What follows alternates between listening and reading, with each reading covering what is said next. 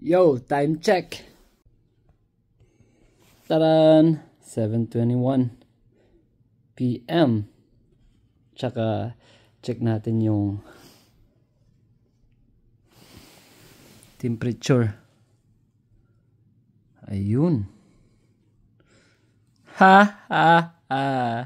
Ano, laro tayo ng basketball? Grabe, laro tayo ng basketball. Nakaganito, di ba? 9 degrees.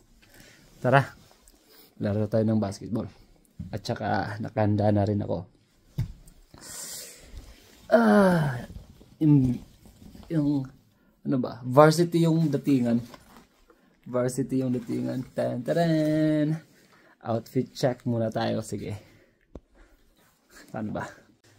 Taran. Outfit. Tan. Ang lamig. Magbabasketball ng ganito. Taran. Of course, nandito na yung bola natin. Yung bagong bola natin kasi retired ng isa eh.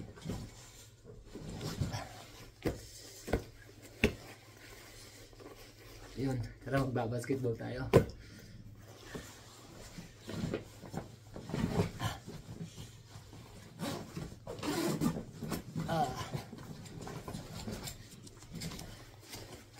Varsity ba ang datingan, di ba? Para magta-travel ako. Dang, varsity. Yun. Tapos gagalit. Mamaya. Okay, maglalaro tayo mamaya. Let's go. Tara na.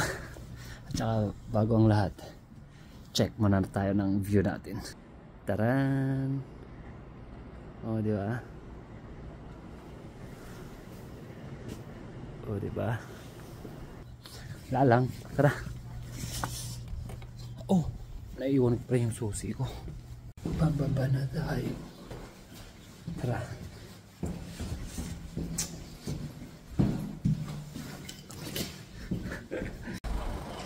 Tara. Malamig.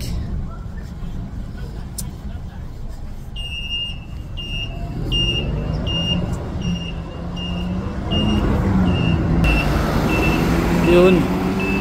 Tapos mahangin pa eh, no? Yeah.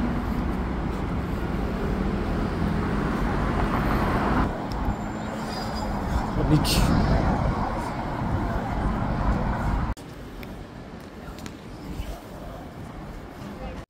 Yun, nandito na tayo. Sobrang lamig. Malamig yung mga kamay ko. Silang, laro lang kayo dyan. Kahit na sobrang lamig. Sige lang. Ayun, magwa-warm up muna tayo bago tayo sasabak sa gera. Magpapainit muna tayo ng katawan kasi sobrang lamig talaga. 9 degrees. Basketball is life. So walang makakapigil sa atin na maglaro ng basketball. Pera lang kung magsa-super saya na si Mrs. Good thing lang kasi pinayagan tayo ni Mrs. na maglaro. Kahit na ang sobrang lamig. Anyway, papakitaan ko muna kayo ng aking mga galawan. Yung parang NBA ba? Char. Maganda sana kung kasama natin ang tropa natin dito. Ang saya kaya maglaro kasama ang tropa. Diba? Paanong hindi sasaya ang basketball kung lahat ng kalokohan ay nasa kanila na? Diba? Magtatatlong taon na ako dito sa Taiwan pero wala pa akong mga namimit na mga Pilipino na makakasama ko sa paglaro. Madalas mga Taiwanese yung mga ka-team ko. Hindi kami nagkakaintindihan. So, sign language na lang talaga eh. Tapos may mga players pa na tuturuan ka tapos magre-reklamo pa sila. Tapos hindi pa nagpapasa ng bola. Pati ba naman dito may buhaya? Akala mo naman kung sinong magaling, putak lang ng putak eh. Kaya ako naman, lagi lang nakasmile. Paano naman ako magagalit kung wala naman ako naiintindihan sa sinasabi nila? Diba? Bahala sila sa buhay nila. Basta ako, masaya akong naglalaro ng basketball, diba? Ayun, 3 lang pala yung nilalaro namin dito. Wala sa kanila yung 5. Mamaya ay maglalaro tayo kasi nakahanap ako ng team ko, Taiwanese. At yung isang Taiwanese naman, bali parang kaibigan ko na kasi lagi kaming naglalaro at lagi kaming magka-team. Pero hindi ko na ipapakita dito ang laro namin kasi ang pangit. Samahan mo pa kasi ng ka-teammate mo na mareklamo. Pangit talaga. Nakakawala ng gana. O siya, ngayon lang ulit ako nakapag-upload. Busy tayo sa work eh. Paki-like naman and follow para ganahan naman tayo. Hanggang dito na lang tayo. Salamat sa panonood.